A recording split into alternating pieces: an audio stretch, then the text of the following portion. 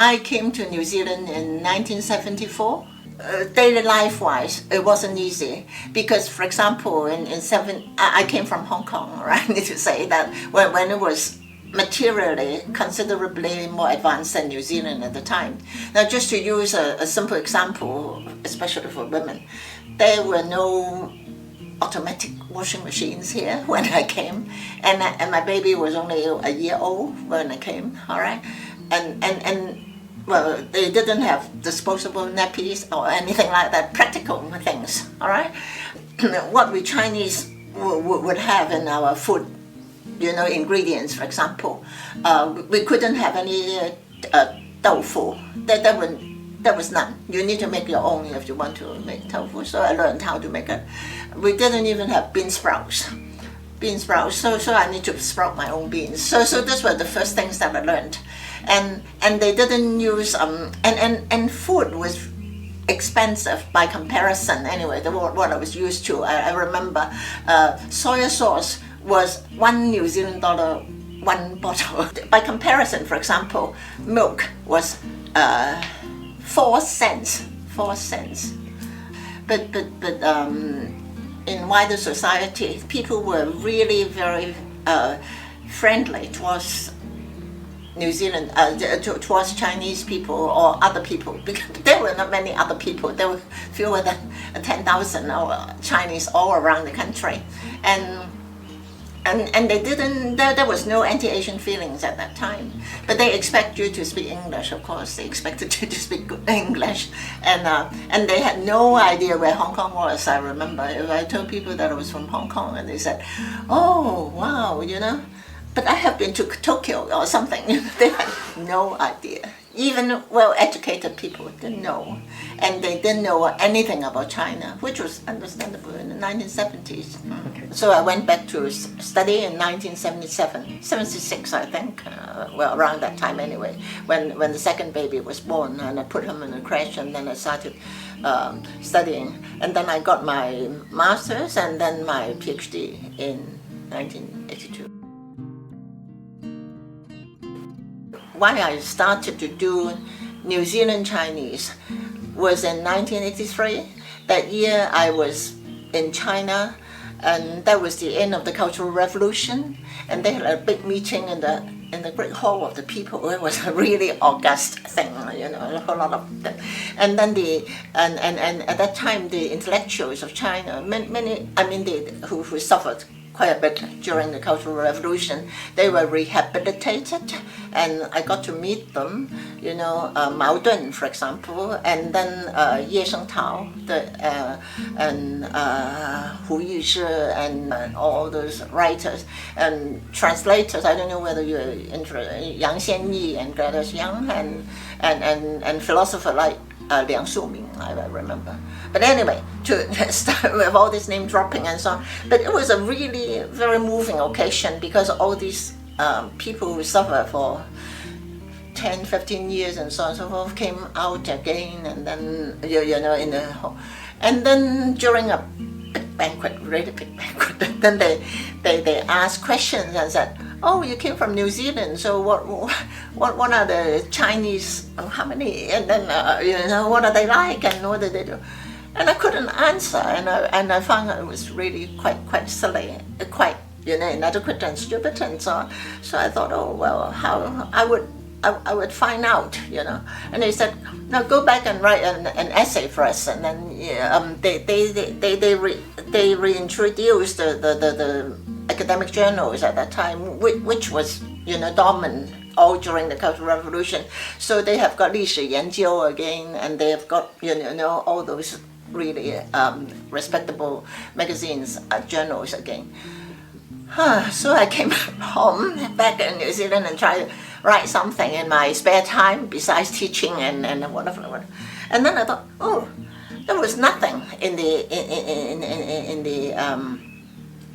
standard textbooks. Professor Keith Sinclair was the founding professor of the history department, very well known, and he was well known because he insisted on introducing New Zealand history into the curriculum. Because before that, we only, not only, but we mainly study British history. the Tudors, the Stuarts, the Roses, the British Commonwealth, all those, and nothing about. And he wrote the textbook called The History of New Zealand. So, and then I looked at that and I said, well, Keith, how on earth that you didn't write about the Chinese at all in the history of New Zealand, And he said, oh, well, we don't have that much, material on them. I said, what do you mean by that you don't have material on Chinese? I said, but there are, Chinese people in here. And I knew that they had been here for a long time. I just knew that they had been here for a long time because the market gardeners talked about driving a carriage, horse-drawn carriage down Coronation Street in Mangere and selling vegetables and carrying the vegetables on a pole, in baskets, hawking, selling from house to house. I thought they had been here and their fathers were here, so why wasn't there anything about them being a historian? I went to the archives to look for them. So I went into the archive in Auckland at that time first, and later the next time I went into the National Archive in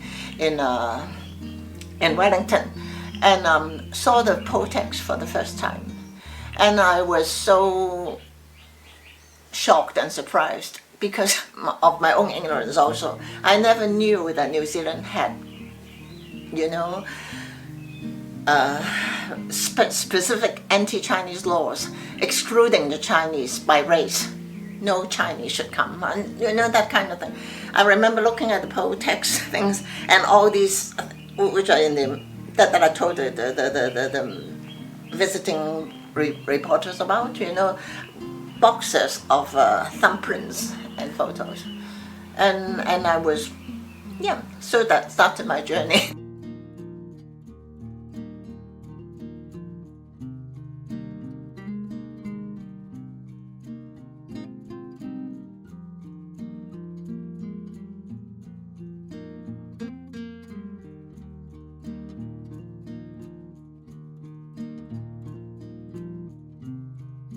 In the 1990s and so on, and then I thought, oh goodness me, if we got an apology, if we really had it formal, then hopefully New Zealand or New Zealanders in general would know that they did this quite terrible thing and very unfair thing on an ethnic group, because the Chinese didn't do anything wrong. I was just being Chinese. You were just Chinese, and then you got excluded from a whole lot of welfare, and so it was not just not allowing the Chinese to come, but after the Chinese came, there were all these restrictions. They restricted them from leaving, they restricted them from getting welfare, restricted them from, all sorts of things. Which you can look at by Googling.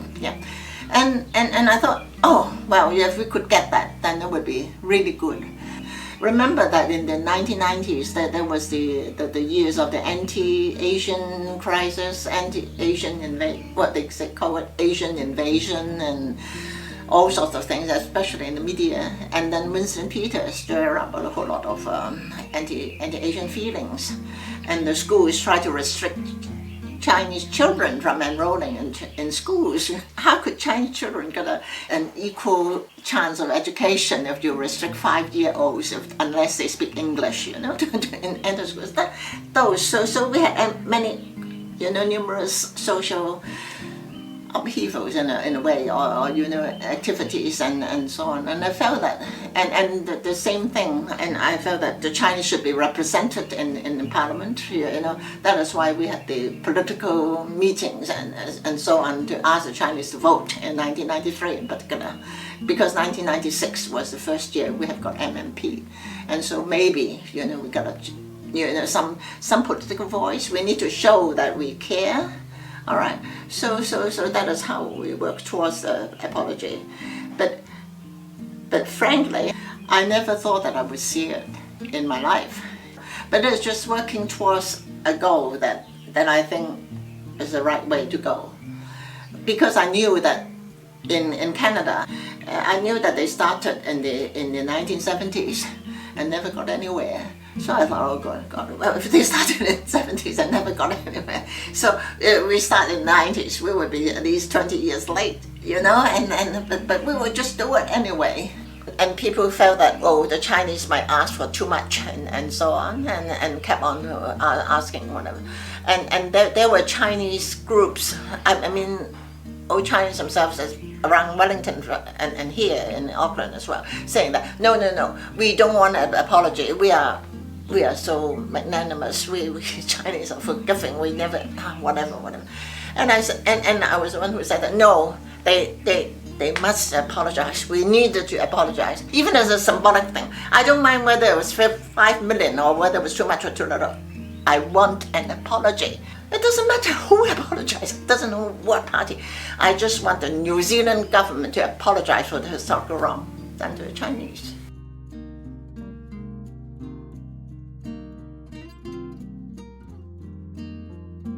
To make a formal apology to those Chinese people who paid the poll tax and suffered other discrimination imposed by statute, and to their descendants. With respect to the poll tax, we recognise the considerable hardship it imposed and that the cost of it and the impact of other discriminatory immigration practices wrenched families apart. Today we also express our sorrow and regret that such practices were once considered appropriate. When we heard about it, it was, to me anyway, it was unbelievable. It was almost too good to be true.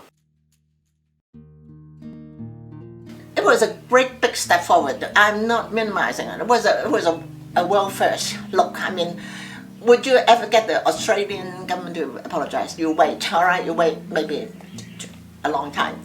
Would you ever get the American government to apologize? I don't think ever. But circumstances are different, all right? New Zealand being small and nice and nifty, and then we can change our, good footwork. Just like giving women the vote, all right? We have got less baggage. So we did it, and it's wonderful, all right? But governments cannot dictate to the whole nation, all right? You can't snap a finger and say, you must love the Chinese, and would they love the Chinese? They wouldn't. All right, you must not discriminate. No, we don't. And they do. I don't think you can legislate that away.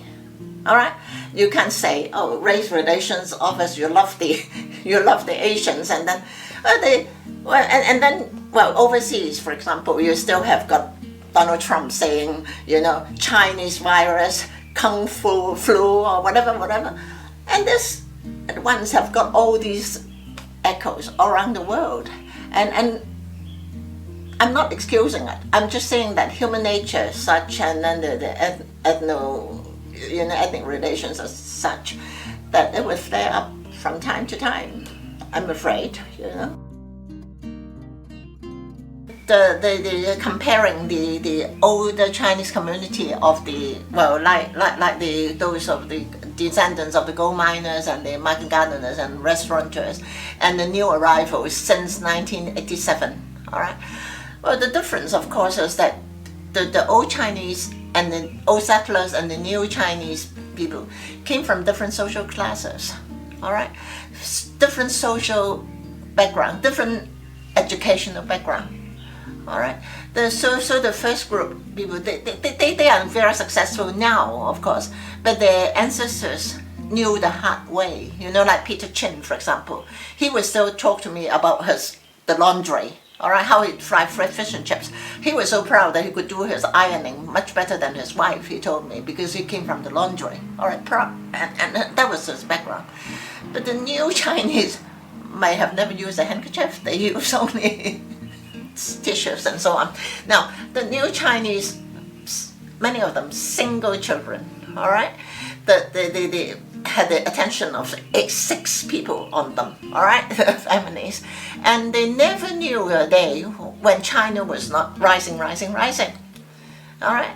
And many of you came from big cities. You didn't know what hardship was like, And many look down on, I regret to say, but I've seen the interaction, they look down on the old Chinese. Well, first of all, how come that if you're Chinese, you can't speak Chinese, oh, you can't even read Chinese. Look, you make the mistakes with your own name. You don't even know how to read this. All right. So the old Chinese, I mean the newcomers, really look down. Some of them look down on the old Chinese because they are so 很土嘛，就是纽村的人，没见过世面。我们世界公民 we came from the whole wide world. We have been to Paris and to, you know, and Vienna and so on. You know about it, and they don't. You think? So this is the main difference, and the economic background is also very different. All right. And then about patriotism, the old Chinese also loved China. All right, and they were just so loyal that I don't know what to do with them, because some, you know, I remember interviewing some of them. They talk. I remember, and they don't know how to write the characters, but they just learn the name of the village from their father. One told me that, oh, Hagi is she actually said that in some kind of Cantonese. Hagi is the best place in the world, in all China, but that was a tiny village. When she pronounced it in the village dialect and so on. It was the center of the earth. It was the best place in China. If we know more about the person or about the more we should understand them, and they must have a reason, because something that 看起来那样土，什么都不懂你看这些旧华人，连中文也不懂，说话也说不清，他怎么能代表华人？ But the new arrivals would think that China is now number 2, at least, you know, rising to number 1 economic power. Our GDP is and then had it not been for the Americans, then we would have been number 1, and so on. You know, so you look at different ways. Yeah. So I won't criticize one or the other, but both are really loved their motherland in the way that they thought. What the motherland concept was, but it was a different thing, yeah.